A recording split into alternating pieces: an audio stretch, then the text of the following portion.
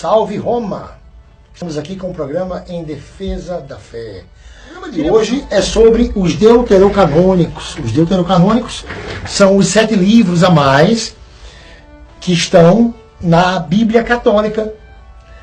E na Bíblia Protestante não tem esses 7 livros, que é o livro de Tobias, Judite, 1º e 2º Macabeus, Sabedorias de Salomão, Eclesiástico, também conhecido como Serácide ou Ben Sirá, e o livro de Baruque, além de alguns fragmentos adicionados em Esther e no livro de Daniel.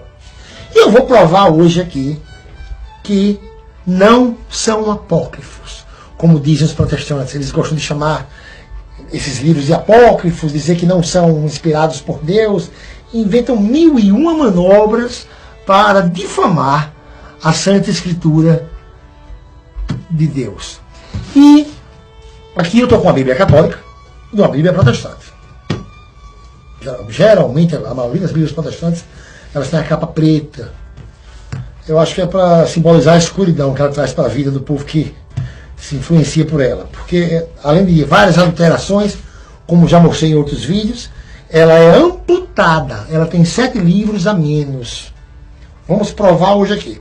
Para começar logo desmoralizando a Bíblia Protestante, para a gente começar a desmoralizar logo, eu vou mostrar aqui que ela mesmo a condena. Vamos ver? Um dos 7 livros que foram amputados no Concílio de Jamnia, e posteriormente os reformadores abraçaram o cânon do Velho Testamento de acordo com esse concílio. Um desses 7 livros se chama Baruque. Então, vamos entender. O livro Baruque, ele tem na Bíblia Católica. E ele não tem na Bíblia Protestante. Só que, na própria Bíblia Protestante, fala desse livro Baruque e diz que é inspirado por Deus. Então aqui já desmoraliza totalmente essa farsa protestante de dizer que esses livros são apócrifos, que não são inspirados por Deus. Aqui, Jeremias 36, versículo 4. Pode abrir qualquer Bíblia protestante, em Jeremias 36, versículo 4. Então Jeremias chamou a Baruque, filho de Nerias, e escreveu Baruque, da boca de Jeremias, todas as palavras do Senhor, que ele lhe tinha revelado no rolo de um livro. Então vamos lá. O livro Baruque, que não tem na Bíblia Protestante, é inspirado por Deus, segundo a Bíblia Protestante. Mas Jeremias 36:4. Revelação do Senhor, que ele lhe tinha revelado no rolo de um livro. Então aqui já desmorona, né? Que Baruque era, como dizem Baruque 1:1, e Baruque também 6, diz que Baruque era secretário de Jeremias. E era esse mesmo Baruque, filho de Nerias. Ainda confirma no livro de Baruque, que é Baruque, filho de Nerias. Então, eles inventam 1001 manobras para que os fiéis protestantes não saibam que a Bíblia Católica é a única sagrada e que a Bíblia Protestante foi amputada. Eles interpretam de uma forma tendenciosa um escrito de Flávio Joséfo, né, um fariseu convertido da era primitiva, que ele diz que não houve uma sucessão precisa de profetas depois do profeta Esdras. Flávio Joséfo, segundo eles, diz que não houve uma sucessão precisa de profetas após o profeta Esdras. Então, os teólogos protestantes já interpretam como silêncio profético. Ou seja, que nesse tempo nada foi revelado. Só que nosso Senhor Jesus discorda desse silêncio profético. Tanto em Lucas 16:16 como em Mateus 11:13, Jesus é bem claro. A lei e os profetas duraram até João. Ou então, como está lá em Mateus 11:13, todos os profetas, Jesus é bem claro aqui, todos os profetas e a lei duraram, profetizaram até João. João Batista. Porque a partir de João Batista, a lei e as profecias, elas acabam e passa a ser o anúncio do reino. Mas duraram até João. Então todos esses escritos foram feitos antes de João. Então são todos inspirados por Deus. Outra grande prova é que o Novo Testamento tem várias citações desses livros deuterocanônicos. Tem várias citações. O autor de Hebreus, lá em Hebreus 11, o autor de Hebreus, que segundo alguns teólogos pode ser São Paulo, né? São Jerônimo e Santo Agostinho já chegaram a afirmar que era São Paulo, mas depois eles entraram em dúvida, e até hoje a igreja não define o autor de Hebreus. Mas o livro de Hebreus, que está também na Bíblia Protestante, o Novo Testamento é o mesmo cânon. O livro de Hebreus, em Hebreus 11, começa a elogiar a fé dos profetas do Velho Testamento, a fé de vários personagens veterotestamentários. E o incrível é que ele cita o exemplo dos livros deuterocanônicos como inspirados, contrário ao que dizem os protestantes. Vamos lá? Lá em Hebreus 11:35, ele elogia os que foram torturados, que recusaram ser liberados, movidos pela esperança de uma ressurreição melhor. Vamos ver. Essa citação de Hebreus, que recusaram ser liberados, movidos pela esperança de uma ressurreição melhor, é uma citação de 2 Macabeus, capítulo 7, lá no versículo 9. Tu nos arrebataste a vida presente, mas o Rei do Universo nos ressuscitará para a vida eterna. Então, olha que coisa incrível. Essa citação do Novo Testamento, citando o Velho, ele cita um fato ocorrido somente num livro deuterocanônico. Uma das questões, você vê que fala de uma ressurreição melhor, algumas Bíblias. Outras está, uma ressurreição mais gloriosa.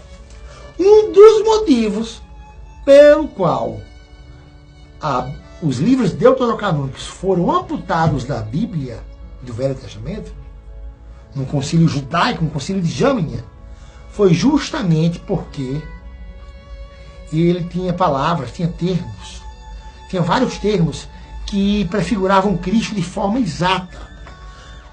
Todo o Velho Testamento prefigura Cristo, prefigura a igreja, tem revelações que encaixam perfeitamente no Novo Testamento. Mas especificamente nesses 7 livros, tinham termos e revelações mais fortes, que fariam com que muitos judeus se convertessem. E aí, os judeus, que perseguiam a igreja, tiraram esses livros para que não gerasse mais conversões de judeus. Uma das questões é o termo ressurreição. Se você for ver no Velho Testamento protestante, em nenhum momento aparece o termo ressurreição. O termo ressurreição só aparece no Velho Testamento da Bíblia Católica. Lá em 2 Macabeus 7,14 e 12,43. O termo ressurreição. Então, o judeu, ao ler o Velho Testamento e ver o termo ressurreição, logo remetia a Cristo. Então, os judeus de Jamnia tiraram os livros para não causar conversão. Um dos grandes fatores que levaram a tirar esses livros foi a questão dos termos. Você lá vê o termo Pentecostes, né? Do grego é o termo Pentecostes. O termo Pentecostes foi um grande evento da igreja. Quando surge o terceiro mistério glorioso, Descensus Spiritus Sancti, o evento de Pentecostes, lá citado em Atos 2, ele não existe o termo Pentecostes no Velho Testamento da Bíblia Protestante.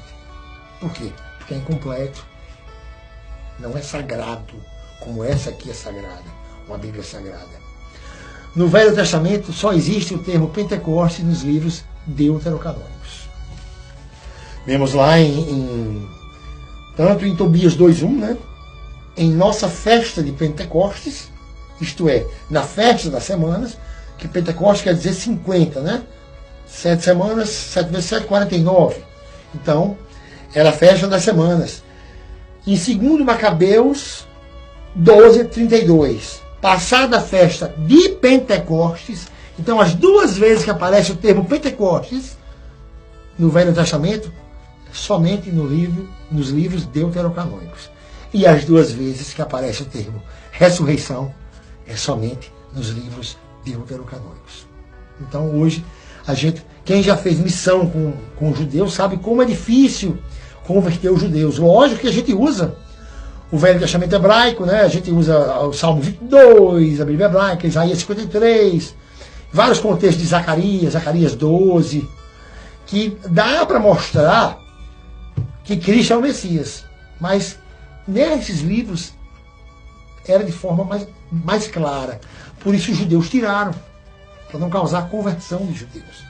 Então a grande questão é os termos. Essa festa, a festa de Pentecostes. A festa de Pentecostes ela só existe no Velho Testamento, nos deuterocanônicos, o termo Pentecostes. A festa existe no Velho Testamento todo, mas o termo só no livro de Tobias e no livro 2 Macabeus. Outra festa. Então, segundo os protestantes, os apóstolos de Nossa Senhora estavam participando de um evento apócrifo, porque estavam no livro deuterocanônico. Outra coisa, segundo a ótica protestante, Jesus estava indo para uma festa apócrifa também. Quando Jesus vai para a festa da dedicação, em João 10, versículo 22, celebrava-se em Jerusalém a festa da dedicação, o Hanukkah. Era inverno, Jesus passeava no templo, no pórtico de Salomão. A festa da dedicação não existe em nenhum lugar a instituição dessa festa no Velho Testamento protestante. Você pode olhar ele aqui todinho, de Gênesis a Malaquias, em nenhum lugar você vai ver a instituição da festa da dedicação que Jesus Cristo compareceu. Só vê no livro deuterocanônico, que está na Bíblia católica. Lá em 1 Macabeus 4:59. Foi estabelecido por Judas e seus irmãos e por toda a Assembleia de Israel que os dias da dedicação do altar seriam celebrados cada ano em sua data própria. Então, foi estabelecido por Judas Macabeu, no livro Macabeus. Segundo a ótica protestante, já que eles acham o livro de Macabeus apócrifo, o que é que Jesus estava fazendo lá? Então, essa questão dos termos tanto o nome de festa como termos. Né? Porque, por exemplo, tanto o autor de Hebreus, que até hoje não se definiu se foi São Paulo ou não, como também o próprio São Paulo nas cartas, que temos certeza que foram escritas por ele, as citações veterotestamentárias eram de acordo com a versão grega, a Septuaginta LXX. O próprio Ferreira de Almeida, que fez essa Bíblia aqui, toda adulterada e amputada, ele admite. Se você abrir a Bíblia de Estudo Almeida, na página 327, ele diz que no texto cita sempre da tradução grega. Ele diz assim, cita sempre da tradução grega. O próprio Ferreira de Almeida admite na página 327. Na Bíblia de Estudo, lá embaixo tem: o autor demonstra ser um profundo conhecedor do Antigo Testamento, cujo texto cita sempre da tradução grega conhecida como LXX dos 70. São Paulo, né? Ele teve a questão de Eliafar, né? Eleazar, Eleazar, ele prefigurou Cristo, né? Quando lá em 1 Macabeus 6:4. Né? Eleazar, no hebraico, quer dizer Deus me tem ajudado. E Eleazar prefigura Cristo, quando ele diz: entregou-se a si mesmo para salvar o seu povo da falange. Prefigurando Cristo. que entregou-se a si mesmo para salvar todos nós. Mas olha que incrível. Esse termo, usado em Macabeus, Paulo cita a mesma expressão, a expressão grega vrikein of me. Vrikein of me quer dizer entregou-se a si mesmo ou deu-se a si mesmo. Paulo cita várias vezes essa mesma expressão, porque ele lia a Bíblia de acordo com o Velho Testamento na versão grega. Lá em Gálatas 1,4 ele diz que se entregou a si mesmo pelos nossos pecados. 1 Timóteo 2,6, que se deu em resgate por todos. Né? Em Tito 2,14, o qual se entregou a si mesmo por nós. Então, São Paulo, ele citava de acordo com a Septuaginta. Até as expressões, como a gente viu, as festas dos apóstolos e Jesus participou, também instituídas nos livros deuterocanônicos. No próximo bloco vamos ver mais provas de que somente a Bíblia Católica é sagrada. Até o próximo bloco com o programa Em Defesa da Fé.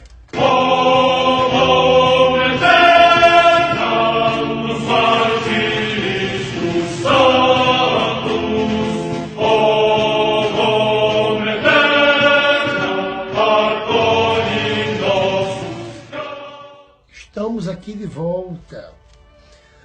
Como eu falei no primeiro bloco, né?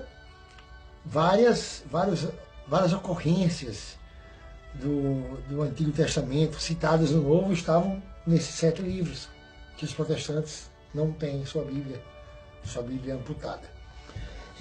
Interessante, né? Ele chegou a dizer que isso foi definido no Concílio de Trento, em 1546, mas é mentira. Apenas confirmou. Foi tudo definido, esse cânon, no Concílio de Hipona, que hoje é Annaba, na Argélia. Inclusive sem a presença do Papa Cirício. Lógico que ficou tudo submetido ao Papa. Ad confirmationem uius canonis ecclesia transmare consultator. Sobre a confirmação deste cânon, se consultará a igreja do outro lado do mar. Ou seja, Roma. Né? Roma é a base. Roma é onde está o sustentáculo da verdade, a sede de Deus na terra. Não pode ter erro. Roma locuta est, finita est. Olha que coisa interessante essa questão das provas de que os apóstolos e os agiógrafos do Novo Testamento, como São Lucas, por exemplo, liam a versão dos 70. Eles escreveram um Novo Testamento e uma influência do Velho Testamento segundo a Septuaginta, a LXX. Se você abrir qualquer Bíblia, você abre aí em Atos 17 e deixa marcado em Gênesis 46, 27. Você vai ver que uma pessoa pegando vai achar que a Bíblia está se contradizendo. Mas não. Graças à igreja, a Bíblia nos contradiz. Vamos lá. Em Atos 7,14 diz: enviando mensageiros, José mandou vir seu pai Jacó com toda sua família, que constava de 75 pessoas. Então, segundo Atos 7,14, a família era de 75 pessoas. Ele está citando Gênesis, só que em Gênesis consta 70. Por quê? Porque São Lucas citou segundo a versão grega e está escrito no Velho Testamento segundo a versão hebraica. Ou seja, não contou com Jacó e a esposa, e sim com os descendentes de José, os 7 filhos. Os descendentes passaram a contar e na outra não foi contado Jacó e a esposa. Então, a pessoa pegando a Bíblia e abrindo vai achar que é uma contradição, mas não é. Porque São Lucas, ao escrever Atos, se espelhou na versão grega e não na hebraica. Por exemplo, também o autor de Hebreus, lá em Hebreus 11, 21, ele diz que estando para morrer, abençoou cada um dos seus filhos, cada um dos filhos de José, e venerou a extremidade do seu bastão. Jacó, Israel, estando para morrer, abençoou cada um de seus filhos, cada um dos filhos de José, e venerou a extremidade do seu bastão. Só que isso é segundo a versão grega. Na versão hebraica está diferente. José jurou-lhe e Israel prostrou-se sobre a cabeceira da cama. Está totalmente diferente em Gênesis 47, 31. No livro de Hebreus está a extremidade de seu bastão. Em Gênesis está a cabeceira da cama. Por quê? Porque o autor de Hebreus também lia a versão grega e não a hebraica. Como até admite João Ferreira de Almeida. Vamos ver aqui também a questão das citações. Por exemplo, as citações de Atos 7,53, Gálatas 3,19 e Hebreus 2,2 estão de acordo com a Bíblia grega. Santo Estevão, lá em Atos 7,53, diz que a lei foi dada pelos anjos. São Paulo também diz, em Gálatas 3,19. E o autor de Hebreus também diz, em Hebreus 2,2. Só que lá em Deuteronômio 33,2, diz que foi o próprio Deus. Só a Bíblia grega que diz que foi um anjo de Deus. Então entendam, eles citavam de acordo com a grega. E as citações do Novo Testamento, várias vezes, tem citações da Bíblia Septuaginta, do Velho Testamento da Septuaginta. Você vê quando diz, não, nas vossas orações não multipliqueis as palavras, como fazem os pagãos. Citação de Eclesiástico 7,15. Não é o Eclesiastes. O Eclesiastes tem nas duas Bíblias. O livro Eclesiástico, que é o Sarácide, ou Ben Sirá, só tem na Bíblia Católica. Então eles usam de várias manobras para dizer que esses livros não são inspirados por Deus. Uma passagem que eu acho fundamental citar no programa de hoje é a de Hebreus 11:5. Vocês vão ver que vacilo uma Bíblia protestante deu. Eles, sem querer, alarmaram que o nosso Velho Testamento é o correto. É uma Bíblia bastante adulterada, NTLH, na linguagem de hoje. Olha que interessante. Em Hebreus 11:5 diz: Enoque agradou a Deus e foi arrebatado. Enoque agradou a Deus e foi arrebatado. Então o autor de Hebreus está citando o arrebatamento de Enoque, a assunção de Enoque. Essa assunção ele vê lá em Gênesis 5:24. Só que não diz que Enoque agradou a Deus. Diz só que Enoque foi assunto. Uma das 4 assunções da Bíblia, né? A assunção de Enoque, a assunção de Moisés, a assunção de Elias e a assunção de Maria. A ascensão só teve uma, que foi de Jesus. Mas a assunção houveram 4. O autor diz, Enoque agradou a Deus e foi arrebatado. De onde é que ele tirou isso? Que Enoque agradou a Deus? Foi do livro Eclesiástico 44:16. Na Ave Maria está assim. Mas a Escritura diz que antes de ser arrebatado, ele tinha agradado a Deus. Algumas Bíblias só diz que Enoque agradou a Deus. Mas na Ave Maria diz, a Escritura diz que Enoque, antes de ser arrebatado, ele tinha agradado a Deus. Ah, o protestante vai dizer, aqui está chamando Eclesiástico de Escritura. Ah, mas porque é uma Bíblia católica que está chamando Eclesiástico de Escritura. É de propósito que botaram isso.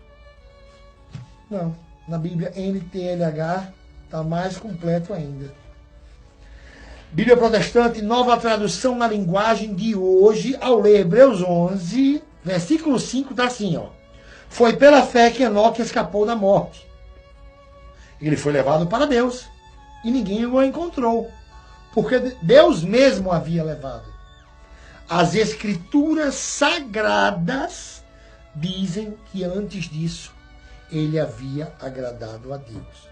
Então, na Bíblia Protestante, NTLH chama o livro de Eclesiástico, que só tem na Bíblia Católica, de Escrituras Sagradas. Olha que coisa maravilhosa. Desmoralizando total a Bíblia Protestante. A fraude, a farsa, a falta de compromisso com Deus. Esse compromisso que só tem na Igreja Católica. Então, essa é uma das outras fraudes, né? Então, São Paulo, ele é bem claro, lá em 2 Timóteo 3,16. São Paulo diz: toda Escritura é inspirada por Deus. Paulo diz toda, porque Paulo era um santo católico. Por isso que Paulo diz: toda a Escritura é inspirada por Deus. Se Paulo fosse protestante, ele diria: toda a Escritura, exceto 7 livros, é inspirada por Deus. Mas como São Paulo é um santo da Igreja Católica, no último dia da ressurreição da carne, tanto o sepulcro de Paulo e de São Pedro está lá na Santa Sé, vão ressuscitar dentro da Sé, que são membros desse corpo. Então, São Paulo deixa bem claro: toda a Escritura é inspirada por Deus. E não estava se referindo ao Novo Testamento, estava se referindo ao Velho. Usa o termo tapgraphi, o mesmo termo que Jesus usa nos Evangelhos, graphe, se referindo somente ao Velho Testamento. Jesus, quando chega para os judeus, diz: não leis as Escrituras? Jesus estava o termo graphe, o mesmo termo usado por Paulo. Se refere só ao Velho Testamento. Aqui está tapgraphi. Por quê? Porque não estava pronto o cânon do Novo Testamento. A igreja aqui na era primitiva vivia a tradição oral apenas. O concílio judaico-ligâmeno aconteceu por volta do ano 100, que tirou os 7 livros. São Paulo já estava morto nessa época. Ele morreu entre 64 e 68 depois de Cristo. Ele não escreveu a carta de Timóteo depois de morto. Escreveu vivo. Então foi antes do concílio de Jâmnia. Se referia à escritura completa, como está no Velho Testamento católico. Pode agora chamar de Paulo de mentiroso. Não é? Então, além de várias citações, próprio Jesus, em Lucas 6,31, cita o livro de Tobias 4,15. Se fosse apócrifo, Jesus não citaria. Em Lucas 1,52, ele cita o livro de Eclesiástico 10, do 12 ao 17. Em Lucas 12, 16 ao 21, Jesus cita Eclesiástico 11, 18 e 19. Em Lucas 1,42, cita Judite. Uma releitura de Judite, do 13, 18, do 23 ao 24. Então, eles usam as manobras. Por exemplo, eles dizem: esse livro de Eclesiástico e o de Judite não são livros inspirados por Deus, porque incita a vingança. Lá em Judite 9, versículo 4. Lá em Eclesiástico 12, versículo 6, incita a vingança. Então não vem de Deus. Vem sim. No Velho Testamento vigorava a lei do retalião. Olho por olho, dente por dente. Se você vê nos livros protocanônicos, como Êxodo 21, 24, Levítico 24, 20, está lá, olho por olho, dente por dente. Isso só deixa de vigorar em Cristo, no Novo Testamento. Lá em Mateus 5, 44 a 48, Jesus é a nova lei. Ele manda amar nossos inimigos. Já não tem mais a vingança veterotestamentária. Isso isso vigora só nos judeus. Outras táticas é dizer que os livros deuterocanônicos têm a prática da mentira. Porque em Tobias o anjo mente. O anjo mente Só que em Tobias 5, do 15 ao 19, o anjo mente por um propósito de Deus, depois ele desmente. Isso não é um sinal de falta de inspiração divina. Porque em 1 Reis, 22, 1 Reis, capítulo 22, do 19 ao 23, um espírito do exército celestial, ele é autorizado por Deus a mentir. E nem por isso os protestantes vão tirar 1 Reis da Bíblia. Em Gênesis 22, Abraão disse ao rei Abimeleque que Sara era sua irmã. E Sara era esposa de Abraão. Em Gênesis 27, 19, Jacó mente ao pai, auxiliado pela mãe. E nem por isso vão tirar o livro de Gênesis da Bíblia. Outro absurdo é dizer que tem feitiçaria. Tem feitiçaria no livro. Porque Tobias 6, 8 ou 9 tem a cura, né? Tem a cura através de um fígado de peixe. Deus usa a forma que ele quiser para curar. Deus usa a forma que ele quiser. Moisés transformou seu cajado numa cobra. Em Êxodo 6:7. E nem por isso você que foi feitiçaria de Moisés. O próprio Jesus, em João 9, cura o cego através da mistura de barro e saliva. Deus usa a forma que ele quiser. Não é a gente que vai definir a teoria do absurdo, né? Como ele diz, porque lá em Tobias, o peixe foi morder o pé de Tobias. Saiu da água para morder o pé de Tobias. Isso é um absurdo. Mas o conceito de absurdo para nós é diferente do conceito de absurdo nos contextos bíblicos. Em Jonas 2, o homem passa 3 dias na barriga de um peixe. E nem por isso os protestantes chamam o livro de Jonas de apócrifo. Tem várias passagens que para nós parece absurdo. O homem luta com o anjo e o anjo perde a luta. E nem por isso. Uma jumenta falante, lá em Números, e nem por isso os protestantes vão tirar o livro de Números da Bíblia. É uma pura perseguição à Igreja Católica. Todas essas invenções não passam de uma pura perseguição à Igreja Católica. E o livro Salve Roma já está disponível na www.martiria.com.br, defendendo o papado, defendendo a sé de Roma, provando que a Igreja Católica Apostólica e Romana é a única Igreja de Deus na Terra. E até o próximo programa, em defesa da fé.